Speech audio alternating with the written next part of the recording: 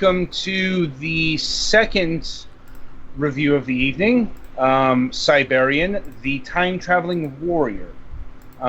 Yes, that is a pun. That is a cyber barbarian. And that is indeed your character, such as he is. Mm-hmm. You know, it's like what we have here is yet another retro-styled platform-type game.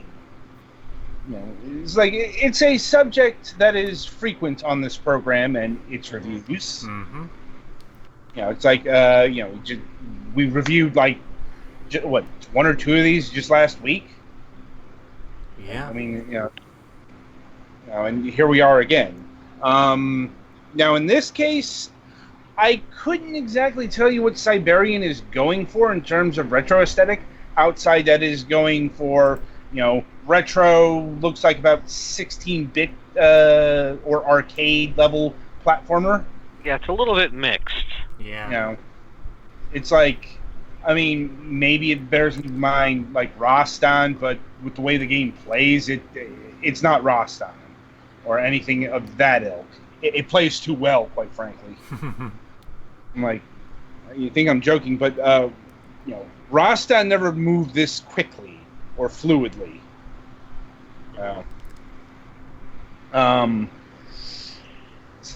And it's also presumably the 1980s.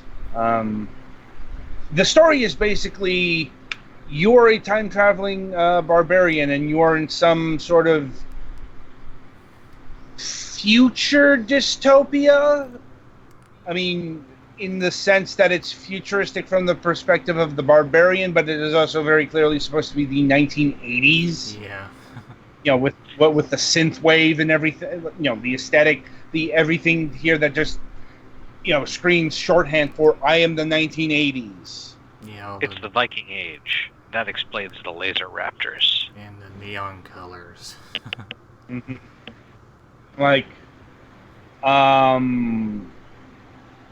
That being said, what we got here is, a fairly competent side-scrolling, and it is a platform game, not just a game that's immersed in combat and happens to be a side-scroller. There is a difference, because one of the hallmarks of platforming is jumping. Uh-huh. Mm-hmm. It's not just, having platforms, believe it or not. Platformers signifies the jumping. And this game does have actual jumping between hazards, dealing with, shit like fire columns and moving platforms and the like. Once again, this game isn't really bringing a new bag of tricks to the scene, but it's not intending to either. That being said, combat is a big part of this game as well. Kind of where I ran into the biggest problem with this game, and that's the Barbarian's combo. Mm-hmm. Doesn't really flow in well with the general flow of the game. Yeah, the fast-paced combat. Yeah, it's like, this game moves very fast, but its combat is actually a lot more deliberate than it should be. That is to say, you can't just tap. It's got a 3-button combo, but you can't go XXX and expect it to work. No, you gotta pause it out a bit. Yeah, gotta time it. Yeah, and that would work better if this game were built around that. But no, it's built around being much faster than such a system would belie. It's not a deal breaker, but there's a reason why one of the achievements is never fucking up your combo. But I suppose the main sticking point of Cybarian here is the difficulty.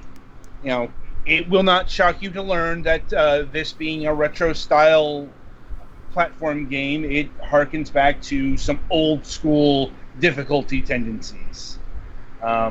Maybe not so much in the first level, but by level 3, shit, I spent about a half an hour trying to beat the boss of that stage before rage quitting.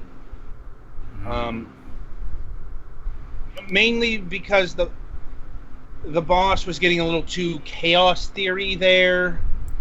Like, it was mostly mastered, but it was still like missed timings and all that. But the point is, it's like, yeah, it's bringing the expected.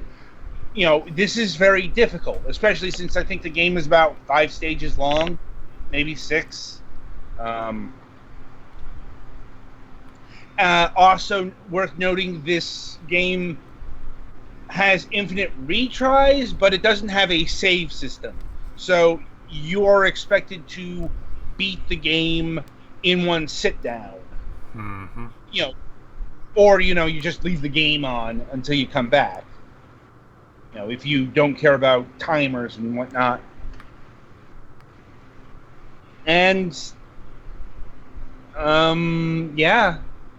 Once again, there's not much to the core of this game that is,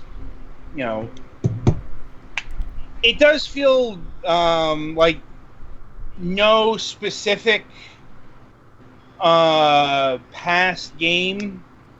That's both a blessing and a curse. Mm-hmm.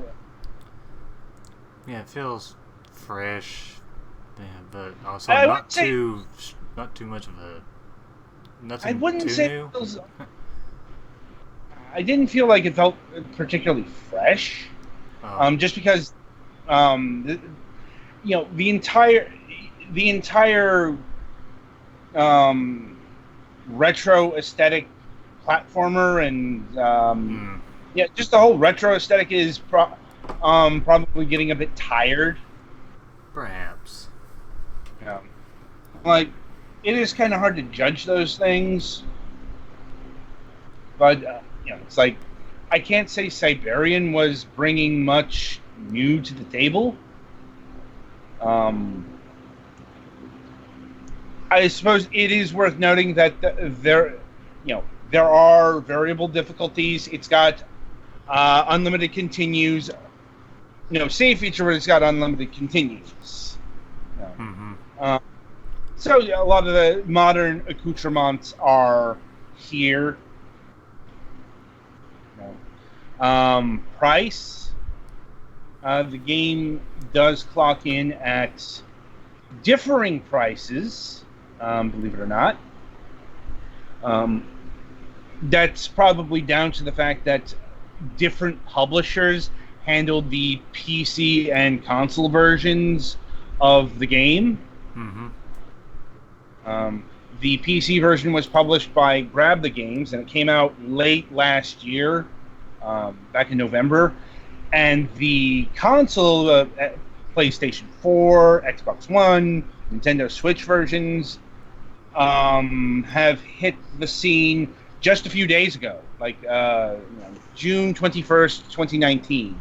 I'm seeing like on Nintendo site. Ported by Rata Laika Games, who we've encountered before. Mm-hmm.